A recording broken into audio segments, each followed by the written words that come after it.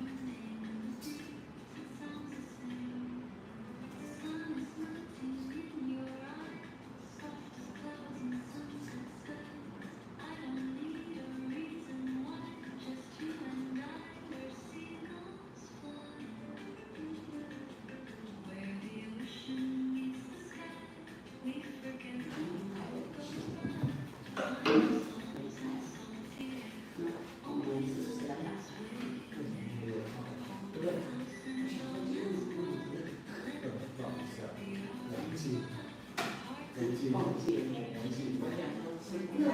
个流程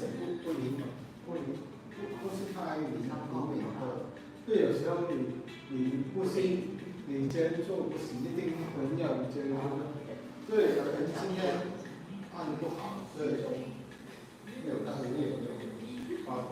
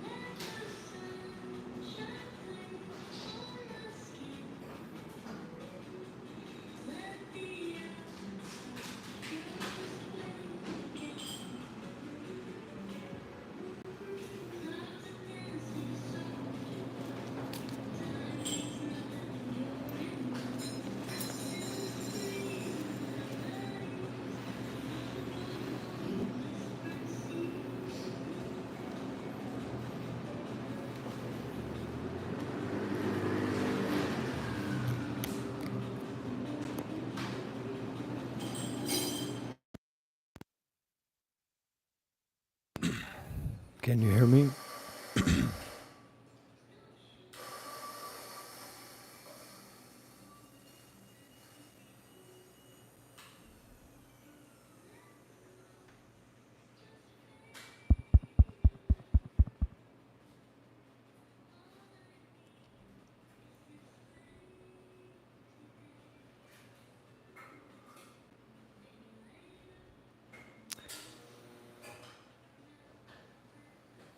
Are you ready?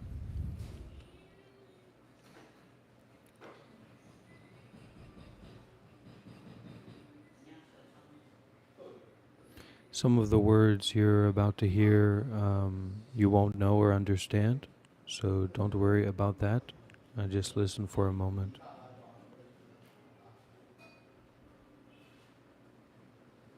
TSVMAE. the spontaneous Vajra manifestation of awareness and emptiness, an aspiration of the great perfection of Manjushri, the inseparable nature of the ground, path, and fruition by Jamgon Mipam Rinpoche.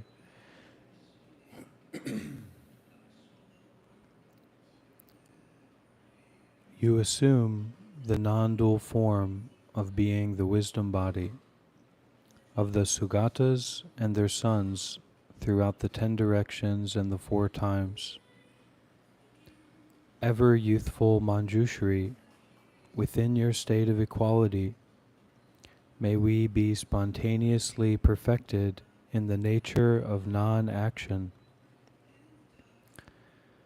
By devotion to the primordial Lord, the glorious Master, and regarding him as the Dharmakaya of equality, may we obtain the great empowerment of awareness display.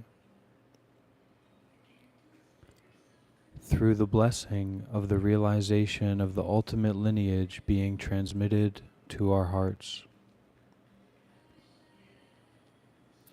Present since the beginning, it is not dependent upon being cultivated, nor upon such things as differences in one's capacity. May this vital point of mind, not trusted since it seems too easy, be recognized through the power of the Master's oral instructions. To elaborate or to examine is nothing but adding concepts.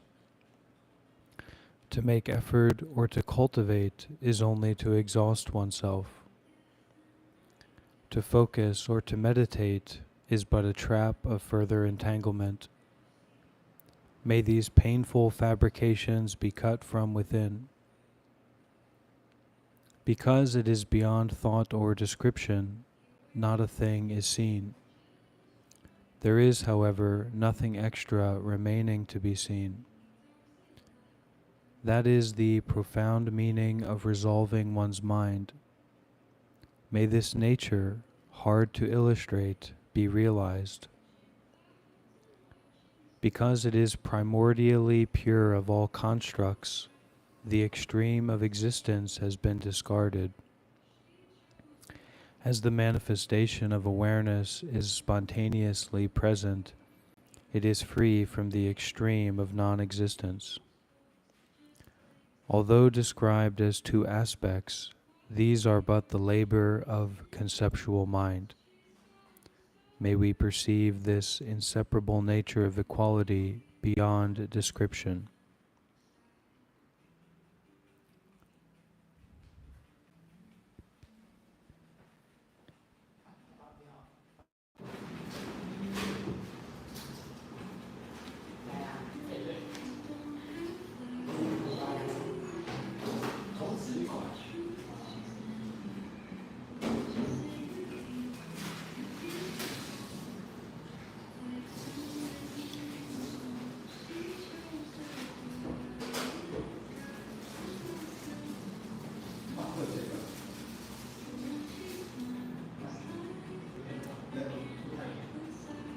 应该我猜应该是这个大一点。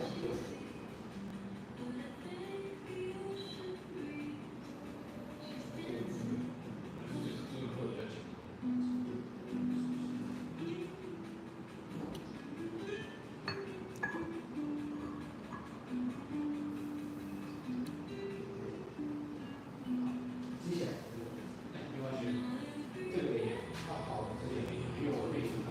好，谢谢。我先看一下这个使用程度。好。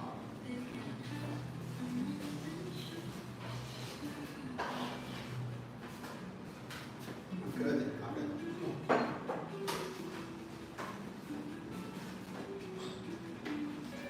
这个是这个。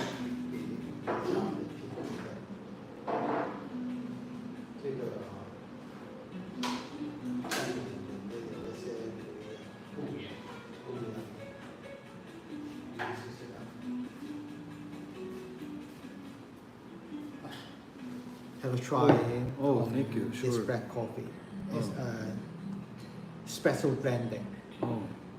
Very fruity, lots of berry flavor.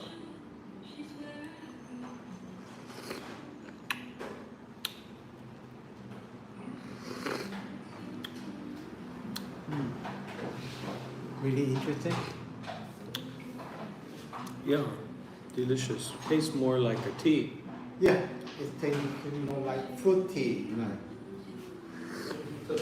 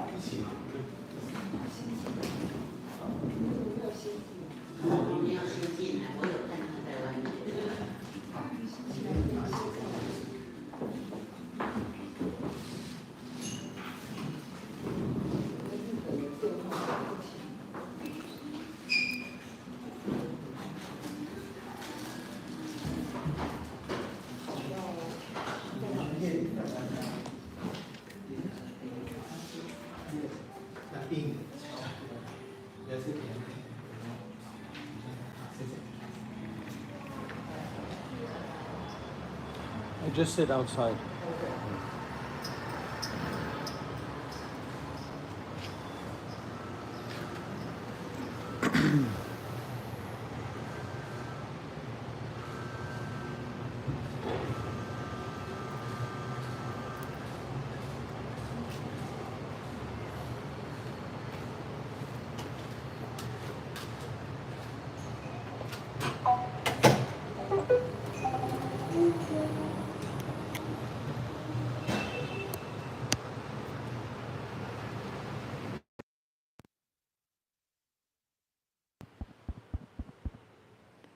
Can you hear me?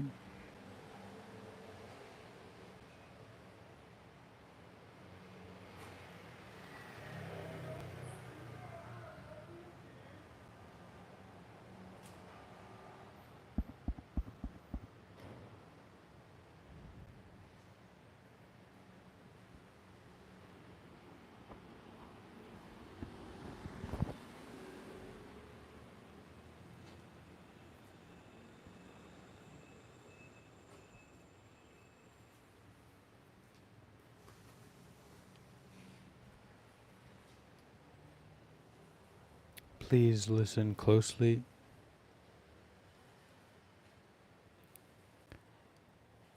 Although it is initially grasped through intellectual statements, just like a finger pointing to the moon, the natural state of dharmata lies beyond the reach of assumptions. May we take this to heart and perceive it ourselves. In this, there is nothing seen to be discarded, nor is there anything to be kept or established. May this state of dharmata, unspoiled by acceptance and rejection, be perceived as the spontaneously present nature.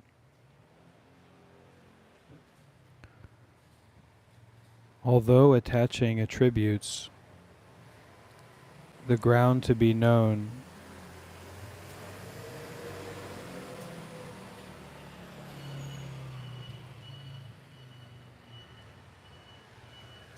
the path to be journeyed, and the fruition to be attained are but like levels in space in the actual nature. May we spontaneously abide in the nature of non-action.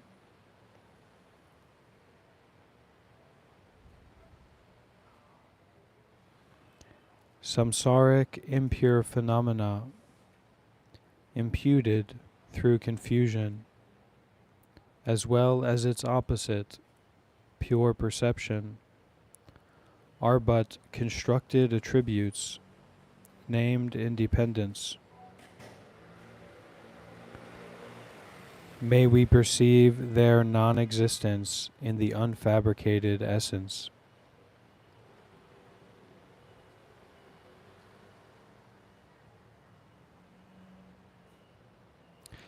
In its way of being, the non-conceptual essence of dharmata is only obscured by concepts or spoiled by having a view and meditation. Looking into the ordinary essence while being free from a view and meditation, may we spontaneously rest in the genuine nature.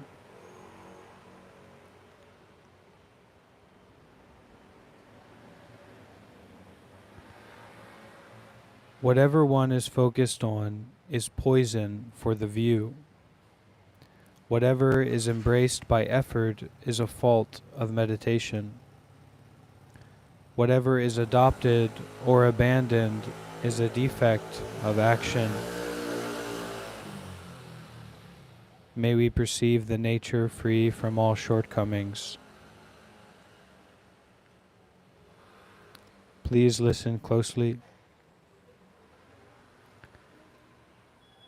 If we are not trapped in the mire of mental constructs, the manifestation of awareness is directly seen, free from concepts. Without tying knots in the air with the rope of speculation, may we be skilled in spontaneously resting in the genuine nature.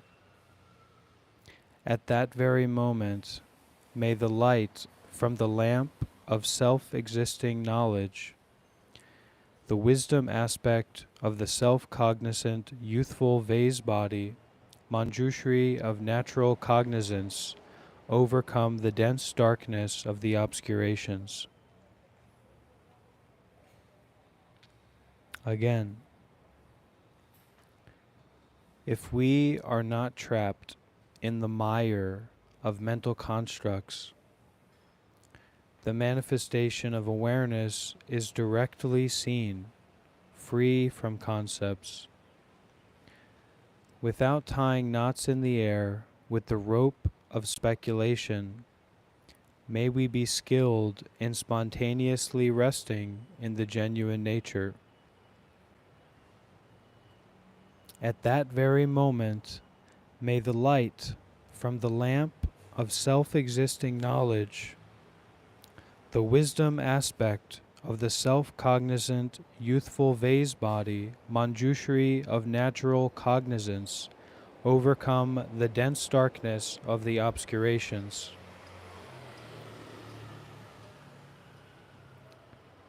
Since the unfabricated and uncompounded dharmata has nothing new to be obtained through the path of fabrications, may the nature of the ultimate fruition, which does not result from a cause, be perceived as being primordially present within us.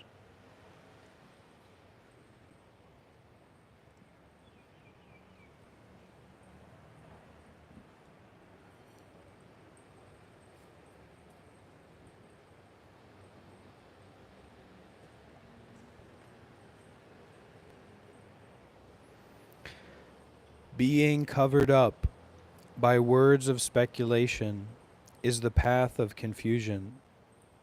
Whatever is expressed is but a web of concepts. May the profound instruction to be individually cognized, which does not result from statements, be practiced within our hearts.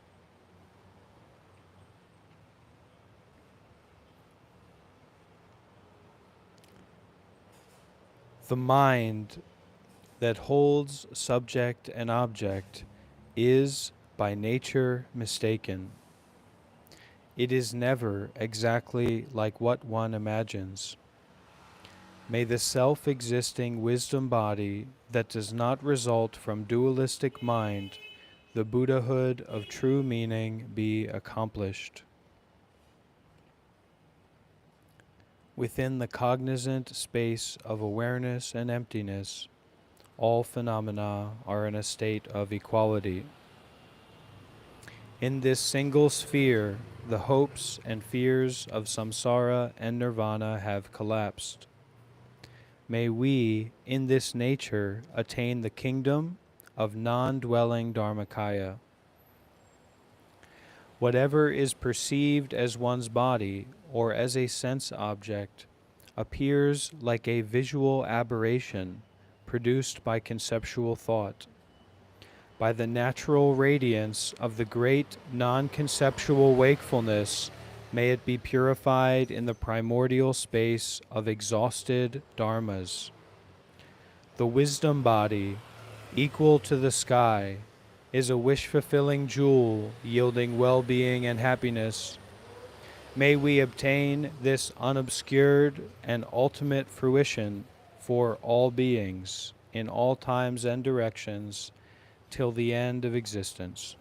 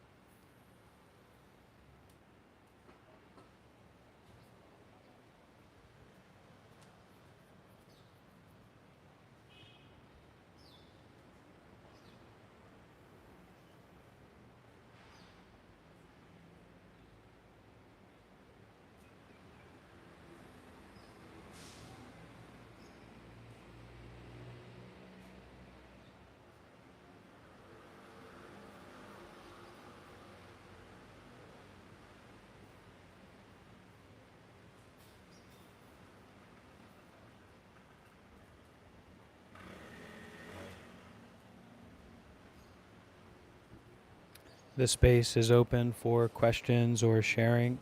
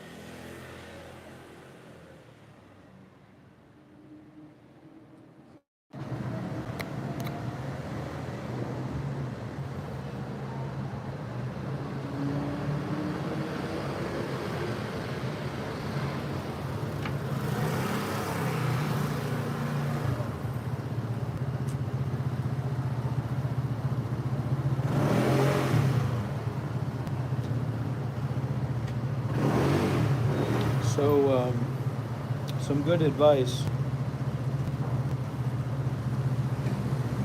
Don't listen to what anonymous people say online. You'd be better off listening to someone who you met in the middle of the street, a random homeless person.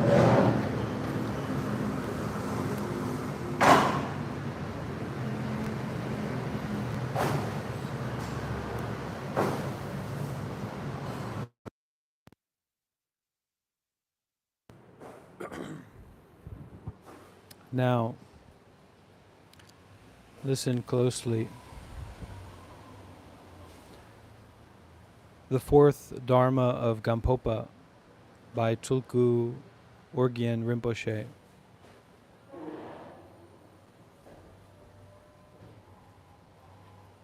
Oh, Shishi. Shishi, thank you so much. Yeah. Thank you. Thank you.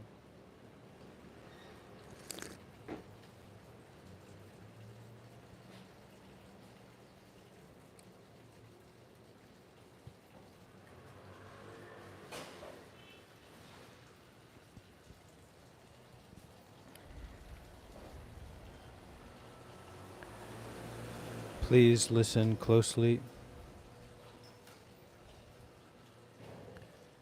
Now, let us look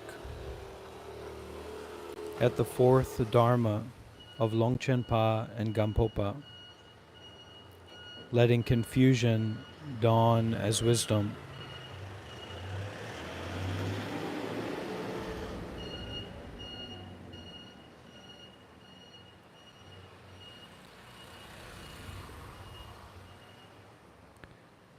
All sentient beings, without a single exception, have Buddha nature.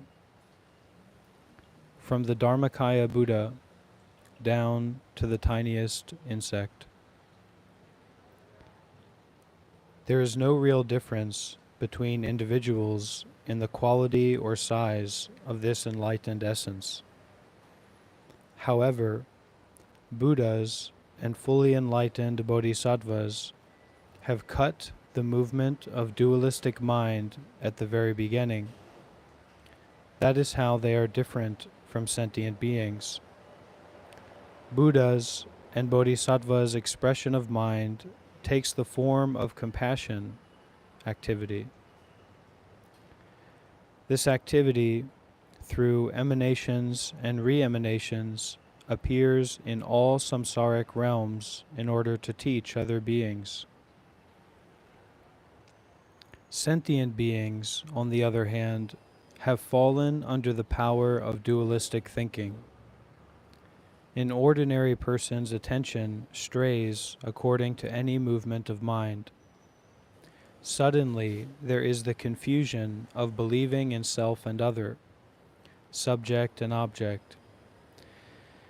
And this situation goes on, repeating itself endlessly.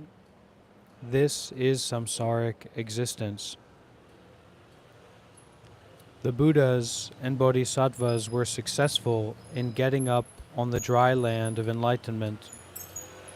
But we sentient beings became bewildered and are now drowning in the unsuccessful, unsatisfactory state we all find ourselves in. We are still fully in the ocean of samsara. We have not yet gotten our heads fully out of the water. We have roamed about in one confused state of experience after another, endlessly. At the same time, we have not lost our Buddha nature. Our Buddha nature is never separate from our minds. Though we are not apart from it, we do not know it, and thus we wander in samsaric existence.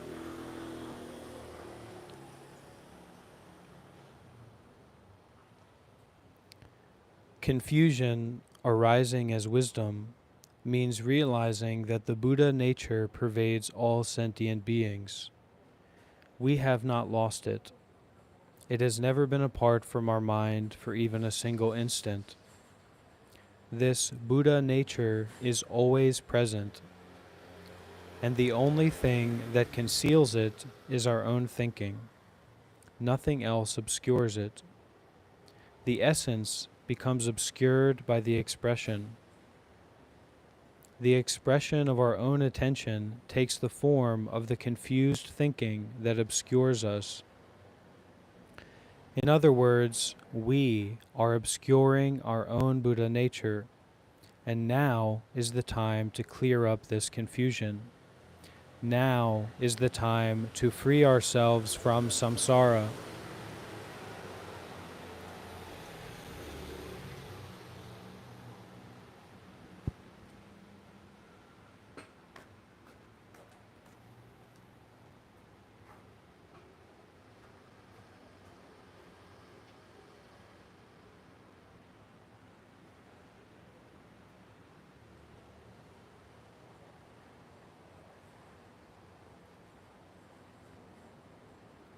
Unless we do it in this lifetime, it is not going to happen all by itself.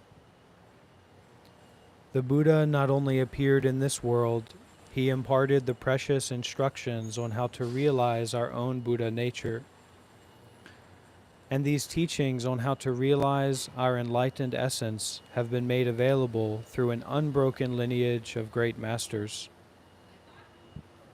Confusion here means believing something to be what it is not.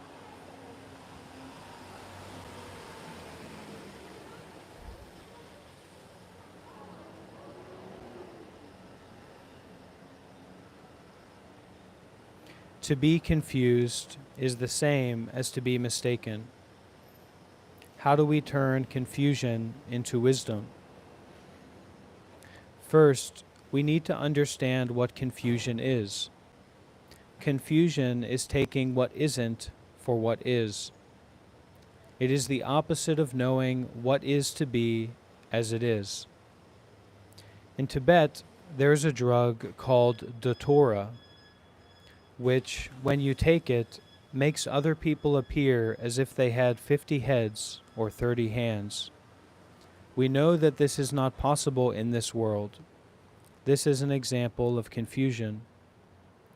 Within our Buddha nature are three qualities of enlightened body, speech, and mind. The unchanging quality that is like the openness of space is called the Vajra body. The unceasing quality is called Vajra speech. The unmistaken quality, the capacity to perceive even without thought, is called Vajra mind. These three, Vajra body, speech, and mind, are inherently present as the nature of all sentient beings. All we need to do is recognize this. Even though we have the three Vajras, we don't know it, and thus we continue to wander in samsara.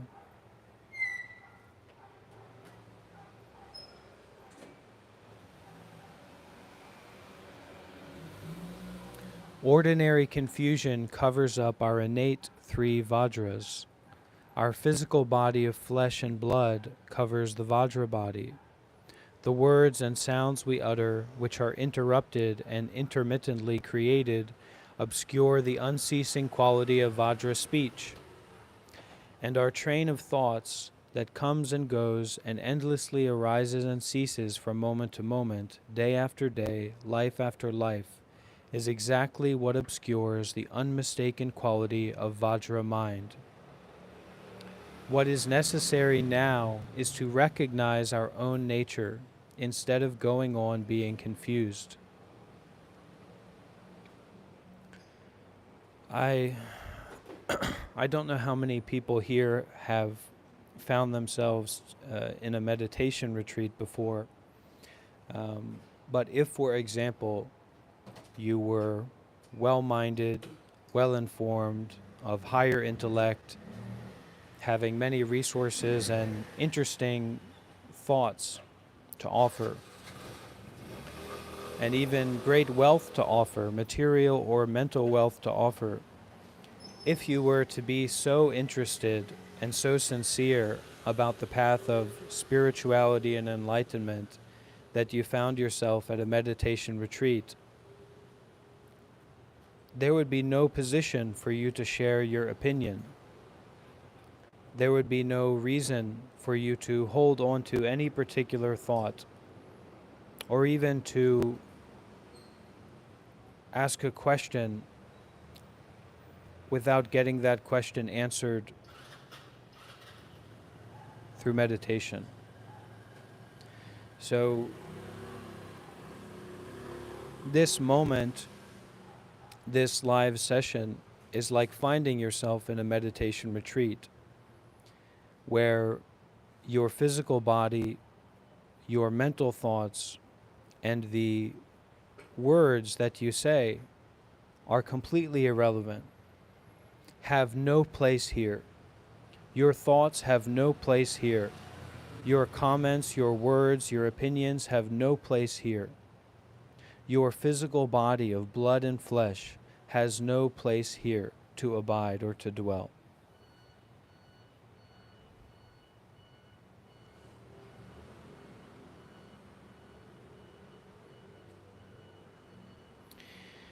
What is necessary now is not to understand anything, not to share anything about our idea or our opinion, not to fixate on some aspect of our body or mind, but rather, what is necessary now is to recognize our own nature that has nothing to do with our thoughts,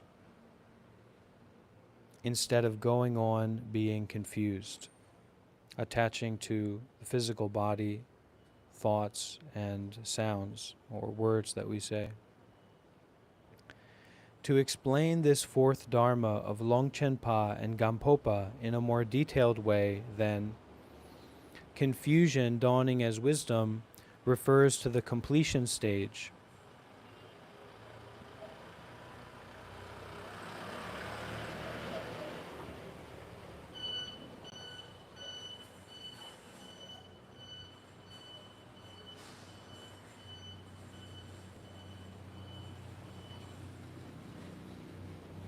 The former mention of the completion stage is defined by and dependent upon a visualization that is either dissolved into emptiness or reappears from emptiness. Thus, it is called the completion stage with attributes. The true completion stage involves recognizing our own Buddha nature. When pure gold is covered by dirt, it is not obvious that it is gold, even though this dirt is temporary. But once the dirt is removed, we realize that the gold is gold. In the same way, when our confusion is purified, the wisdom that is our basic wakefulness is made manifest. At present, the state of ordinary people is like pure gold covered with dirt. Our Buddha nature is covered by temporary obscurations. One of the main obscurations that need to be purified is our fixation on duality, on solid reality. Once it is purified, then gold is just pure gold. As long as our mind is confused, bewildered, deluded, and mistaken, dualistic, our Buddha nature continues to be dragged through the realms of samsara.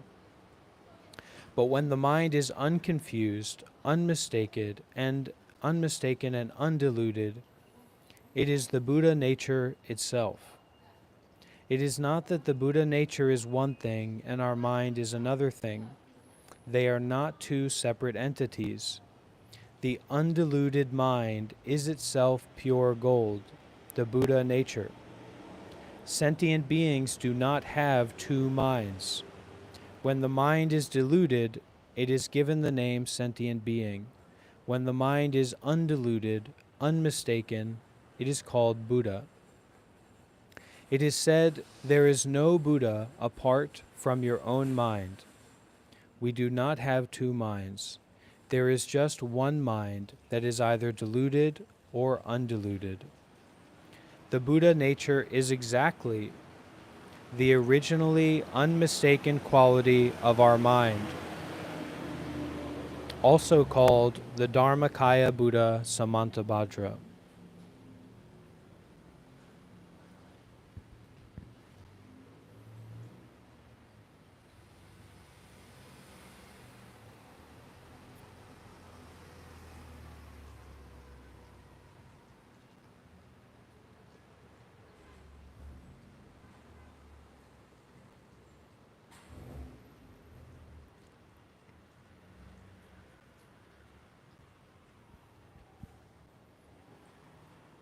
Okay, Jot, beep, boop, beep, boop. Thank you so much for your generosity. Uh,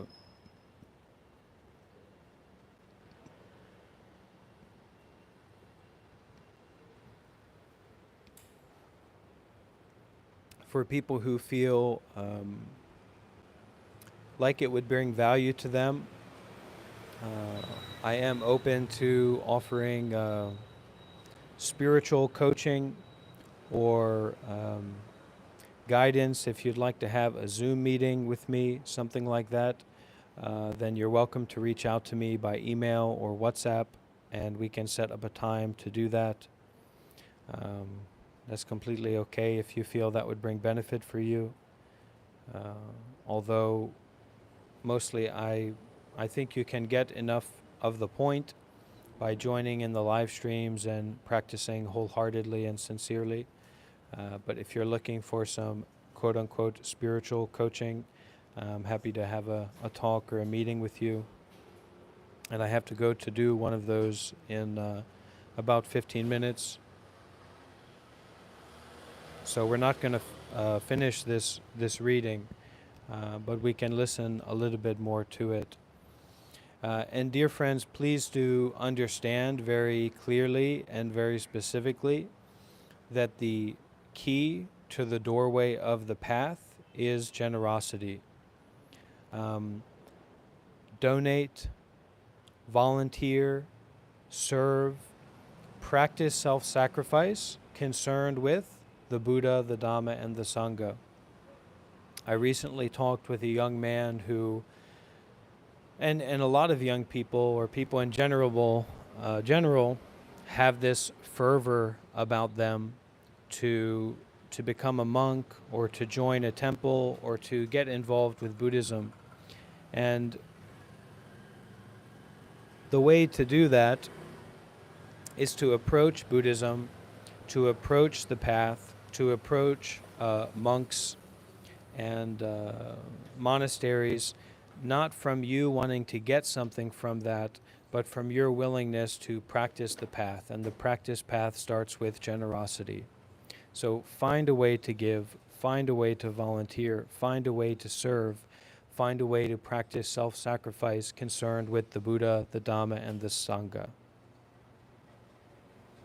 So with Eli saying that they're looking for a Buddhist temple near me in Chicago, wonderful. And so the approach is looking for a Buddhist temple near me in Chicago to donate, to volunteer, to serve, to show up there and listen and explore, but also ask, what can I offer? How can I practice dana? How can I practice generosity concerned with the Buddha, the Dhamma, and the Sangha at this place?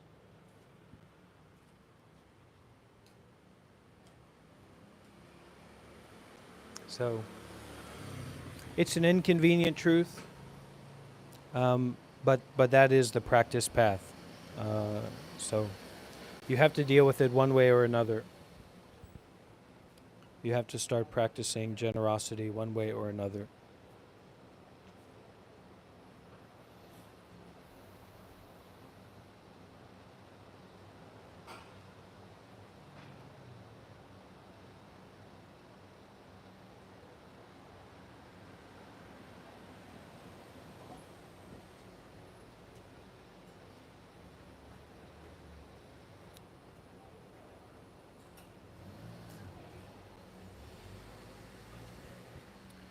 Okay, let's continue for a bit.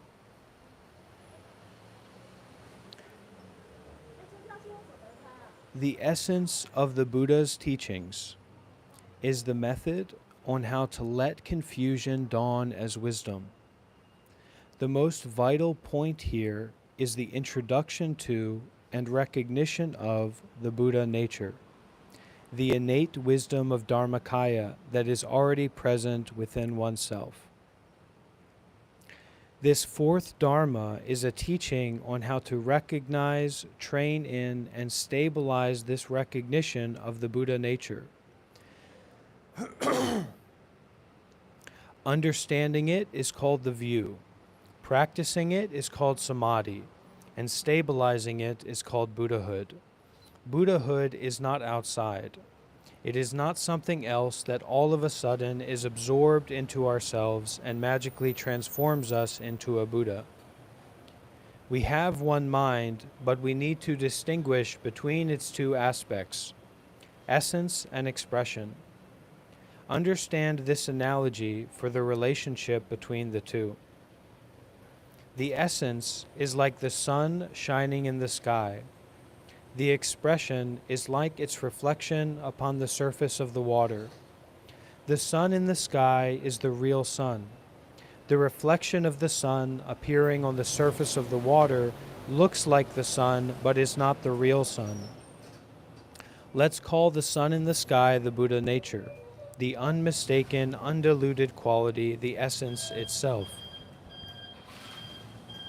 The reflection of the sun upon the surface of the water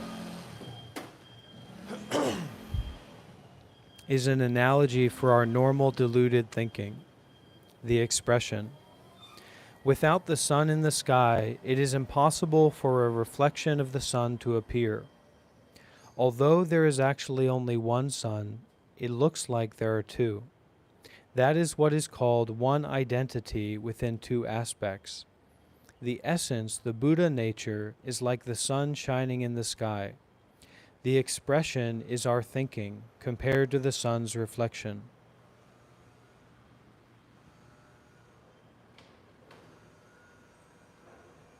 The state of being a Buddha is unconfused and undiluted, just like the sun shining in the sky. The state of mind of sentient beings is like the reflection of the sun on water. Just as the reflection is dependent upon water, our thoughts are dependent upon objects. The object is what is thought of, and the subject is the perceiving mind. Subject-object fixation is the cause for continuing in deluded samsaric existence day and night, life after life. The fixation upon subject and object, the perceiving subject and the perceived object, is solidified again and again each moment and thus recreates samsaric existence. Right now we have the five sense objects of sights, sounds, smells, tastes, and textures. In between, as the gates, we have the five senses. And there are also the various consciousnesses that continuously apprehend these different sense objects.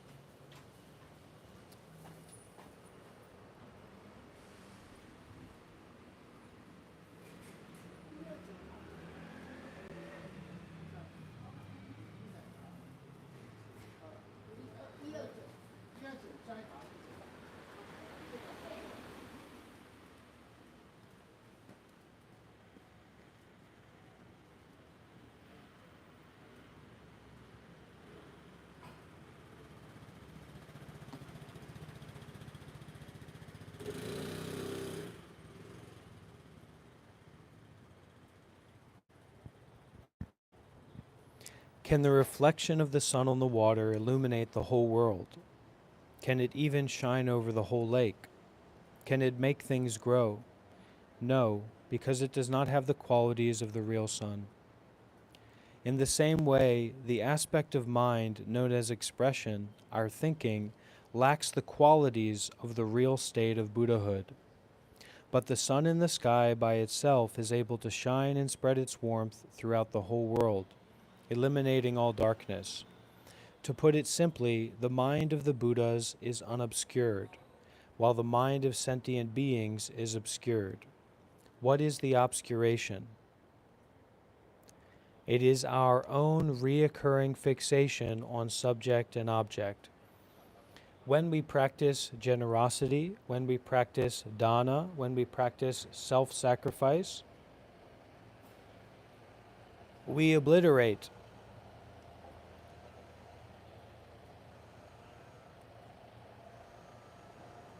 subject and object. We obliterate dualistic views. So you have to, if you want to develop and get involved in the Buddhist path, you have to find a way to practice generosity seriously. For a young person, it can be as simple as finding an animal shelter near you, or a homeless shelter near you, or some kind of volunteering organization near you, and regularly going there and showing up and sacrificing your time, sacrificing your freedom to help others, just to give away. Or going on Google Maps and finding a Buddhist temple near you. Just search for Buddhist temple. Go there and ask the people, hey, I'm a Buddhist. I want to get more involved in Buddhism. Is there a way that I can volunteer here? Because I don't have a lot of money and I don't have a lot of experience with making donations. So is there a way that I can volunteer or help the monks or help the temple?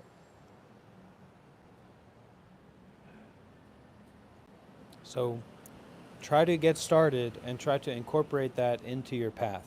There's no other way to get this release from subject and object.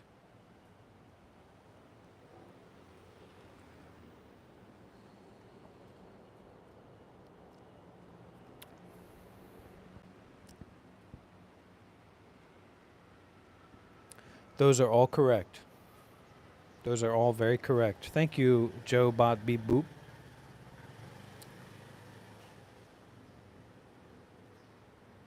And I will share just as an anecdote, I have 100% found that people who have a more active relationship with making donations or self-sacrifice are primed to understand the Dhamma and be receptive to the Dhamma. Because there's such a complete difference between showing up at a Buddhist temple or showing up at a talk like this to listen and to get something from it, rather than showing up and listening as being a part of you giving.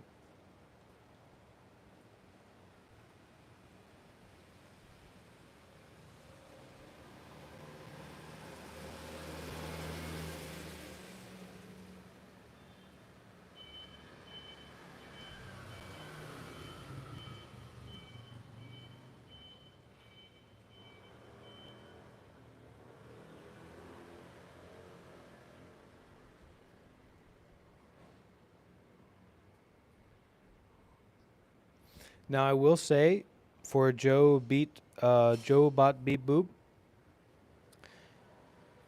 you do want to be mindful that there is a positive quality to practicing dana or practicing generosity concerned with the Buddha, the Dhamma, and the Sangha. Donating food to monks, robes to monks, materials to monks, or volunteering at the temple or the monastery, where you may get more benefit with less side effect. Because you're not just... At the beginning, our generosity is still kind of conditional because ultimately we're expecting to get something back from it. So there will be side effects in that kind of generosity. So when you volunteer or serve or help in something that's connected with or concerned with the Buddha, the Dhamma, and the Sangha, there can be less side effect and more benefit. But if you're just going around like trying to try to help a homeless person, of course it's good to help and to offer, but there can be many side effects. Okay, that's all for now. I'm going to do a spiritual coaching session on Zoom. Really gratitude for all of you being here, and thank you for the gift of your presence and your listening. It really inspires me, and it really keeps me coming back to the Dhamma and the teachings. So I'm very grateful. And don't forget to leave a like. Don't forget to hit that notification button and subscribe. And I'll see you again soon for more